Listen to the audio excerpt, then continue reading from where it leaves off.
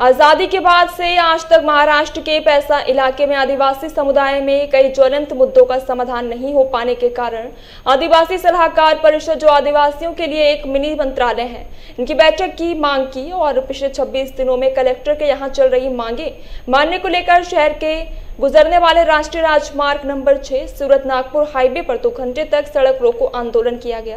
इस सड़क रोको आंदोलन के कारण 9 बजे तक वाहनों की कतारें लग गई। 10 किलोमीटर 9 अगस्त तक मांगे नहीं माने जाने पर 9 अगस्त को रेल यातायात ठप करने की चेतावनी दी गई। आंदोलन का नेतृत्व जिला परिषद सदस्य भरत गावित ने किया और पुलिस ने जिला सदस्य भरत गावित सहित कई प्रदर्शनकारियों को गिरफ्तार करने के बाद राष्ट्रीय राजमार्ग को खाली करा दिया। ज्या पद्धतीने 28 जूनपासून आदिवासी समाजाच्या विविध मागण्यांसंदर्भात जवळजवळ 21 मागण्या आहेत आणि त्या मागण्या जोपर्यंत आमच्या पूर्ण होत नाही तोपर्यंत हे आंदोलन, आमचं धरणे आंदोलन चालूच राहणार आहे। आम्ही शासनाचं लक्ष वेधण्यासाठी आदिवासी पद्धतीने तूरवाद्य वाजवून शासनाचं लक्ष वेधलं। त्याच्यानंतर आम्ही घंटानाद केला आणि त्यानंतर आज राष्ट्रीय महामार्ग क्रमांक 6 हा रोखण्याचा आम्ही प्रयत्न केला आणि या पद्धतीने सनदशीर मार्गाने आम्ही शासनाकडे वेळोवेळी मागणी करत आहोत की लवकरात लवकर जी ॲडवायझरी कमिटीची मीटिंग आहे ती मीटिंग लवकरात लवकर आदरणीय मुख्यमंत्री महोदय यांनी घेण्यात यावी आणि जेणेकरून त्या ठिकाणी आदिवासी समाजाच्या ज्या मागण्या आहेत त्या बैठकीमध्ये चर्चेला जातील आणि त्यांना त्या ठिकाणी आमच्या समाजाला न्याय मिळेल यासाठी आमचं आंदोलन आहे।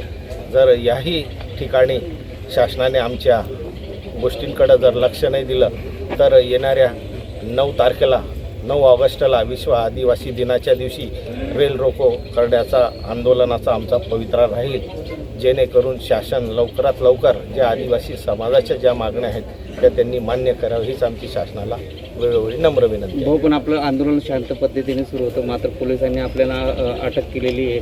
पोलीस ठाण्यात आणून आपलं दडपशाही करण्याचे काम करतात असं वाटत नाही का आपल्याला? नाही, तसं नाही। त्यांचाही कायदा आणि सुव्यवस्था राखण्याचं त्यांचं काम आहे आणि कुठल्याही कायद्याच्या चौकटीच्या बाहेर न जाता कायद्याच्या चौकटीतच राहून हे आंदोलन आम्ही यशस्वीरित्या पूर्ण करू, कारण हा देश आमचा आहे, आदिवासी समाजाचा हा देश आहे आणि या समाजाला जर या देशाचं नुकसान होत असेल तर नक्कीच तिथं आदिवासींचं सुद्धा कुठंतरी नुकसान होईल। म्हणून आदिवासींचं नुकसान व्हायला नको, देशाचं नुकसान व्हायला नको, म्हणून सनदशीर मार्गाने हा आमचा लढा चालू आहे आणि येणाऱ्या दिवसात हा लढा अजून नक्कीच तीव्र होईल यात तीळ मात्र शंका नाही। पण शासनाला पुनश्च विनंती आहे की शासनाने लवकरात लवकर या आमच्या मागण्या मान्य कराव्या हीच विनंती। आपल्या बैठक लावली होती, मुख्यमंत्र्यांकडे बैठक लावली होती, काय झालं त्याचं नेमकं काय? आदरणीय मुख्यमंत्री महोदयांनी त्यांना निवेदन दिलं आणि त्यांनी लवकरात लवकर मीटिंग लावू असं त्यांच्या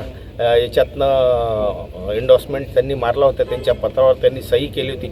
पण अजूनपर्यंत तरी माननीय मुख्यमंत्री महोदयांनी ती दखल घेतली नाही। तर आपल्या मार्फत आम्ही आदरणीय मुख्यमंत्री महोदयांना विनंती करत आहोत की त्यांनी लवकरात लवकर या आदिवासी समाजाच्या विविध मागण्या आहेत त्या सोडवण्यासाठी लवकरात लवकर ती कमिटीची मीटिंग बोलवावी हीच विनंती। मागच्याच आठवड्यात राष्ट्रीय अनुसूचित जमातीचे अध्यक्ष येऊन गेले, आपल्या सदस्यांनी आपल्या आंदोलकांनी त्यांची भेट घेतली, नेमकं काय आश्वासन दिलं, काय तुमचं मागण्यांच्या संदर्भात विचार केला?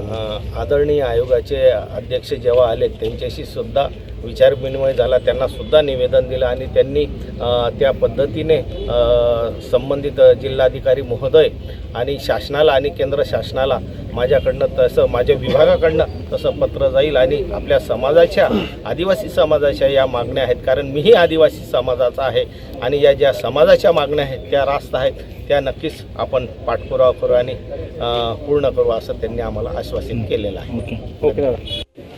ज्या पद्धतीने 28 जूनपासून आदिवासी समाजाच्या विविध मागण्यांसंदर्भात जवळजवळ 21 मागण्या आहेत आणि त्या मागण्या जोपर्यंत आमच्या पूर्ण होत नाही तोपर्यंत हे आंदोलन, आमचं धरणे आंदोलन चालूच राहणार आहे। आम्ही शासनाचं लक्ष वेधण्यासाठी आदिवासी